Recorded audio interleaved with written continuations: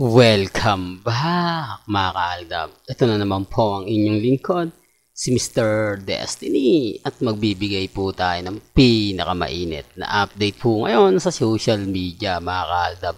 Ebidensya at resibo yung video na pinakita ko po at pinanood ko sa inyo na wala po talagang plano na magkaroon nga po ng anak si Congressman Arjo at si Maine Mendoza. Yung interview lang ni MJ halatang halata mo na hindi masabi o direktahan kasi pag sinabi yung pag-iisipan na nila, magpaplano pa sila, yun yung kumbaga di po, wala po akong plano na gawin po yan, magbayad, gumawa ng maraming account, mag-troll, hindi po, never ko pong ginagawa yan. Totoo naman po yung sinasabi ko totoo naman po yung pinapaliwanag ko. Kita nyo, hindi man lang nagte-trending, hindi man lang umaangat yung mga interview na ganyan ni Congressman Arjo. Di po ba? Tapos, tama na naman po yung sinabi ko, marami na naman pong kumakampi sa atin na kumbaga kung naandun nga po si Mengay, kasama siya sa i-interviewin, di po ba? Alanganin palagpasin pa yun ni MJ. O, halatang wala po, di po ba? Halatang wala po dun si Mengay. Halatang inedit lang po nila yung mga picture, di po ba? Na para lang masabi na naandun si Mengay, tapos yung video na yon clone lang ni Mengay yon. Di po ba hindi pwedeng humarap sa camera dahil iba yung itsura, hindi po pwedeng makita sa camera dahil mag-iiba yung aura, maganda lang siya sa pangmalayuan, maganda lang siya sa mga 10 seconds na tatamaan ng camera, pero kapag kabuuan na yung pag-uusapan, doon nyo na makikita yung muka na ang layo. Di po ba?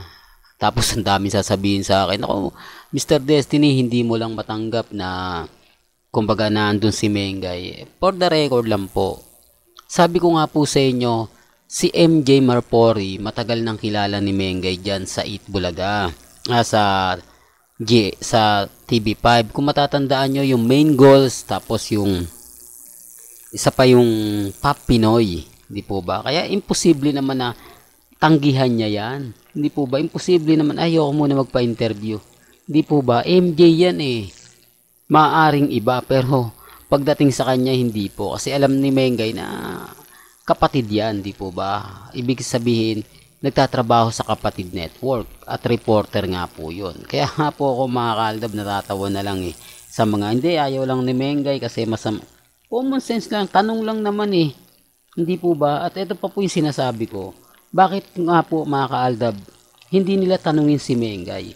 Bakit wala pa raw po nagtatanong kay Mengay kung ano nga po ba yung mangyayari, ano nga po yung magaganap? Tama naman po ako, di po ba? Bakit hindi po tinatanong nila? Dapat ang tinatanong nila si Mengay. Dapat ang 101% na ang inaalam po nila dyan at talagang makukumbinsi nila, dapat ang tinanong nila yung taong gusto niya ba, kaya nga po natatawa lang Real talk to Although si Congressman Arjo dapat hindi siya nagsalita kasi may edad na po siya Kailan niya tayo bigay ng update? Di po ba? Pero bago natin ituloy itong magandang topic natin, kung bago ka lang sa channel na to at isa kang true-blooded Aldab Nation na nagmamahal po kila Mengay at Isoy, tama po ang channel na pinuntahan mo. Kaya consider na po kitang bagong subscriber at huwag mong kalimutang i-share ang mga video po natin sa mga mommies, sa mga titas, at sa mga senior. Remind ko lang po sa mga dumadaan at bumibisita po sa channel ni Mr. Destiny. Ano man po yung mga nababasa ninyo, depende po yan sa mga binabalita. Depende po yan sa mga nagiging reaksyon at opinyon ng mga netizen. Di po ba? Kaya nga po sinabi ko sa inyo na September po yung post ni Mengay. Yun yung ginamit. Kasi nga po walang bago. Yun ang ginamit at nakitang paraan ni MJ para matugunan niya yung mga sinasabing buntis si Mengay. Hindi po ba? Na malabo naman po at sinabi naman po ni Congressman Arjo na nagpaplano pa po sila. Sa madaling salita, wala silang balak na magkaanak. Hindi po ba? O may magre-react yan. Siyempre nga sa ngayon, Mr. Destiny, wala. Hindi, ang dami pa kasing paligoy-ligoy. Hindi pa tapatin. Hindi po ba? Na kumbaga karir muna, ganto ganyan. Sabi ko nga po sa inyo, may mga bagay-bagay po na mahirap talagang ipaliwanag. Di po ba, lalo na po pag pinagdidiinan ko yung edad ni Congressman Arjo. Marami nagsasabi, bata pa raw. Okay lang. Bata pa po ba yung 40? Sa bagay, yun nga 40 daw nagsisimula.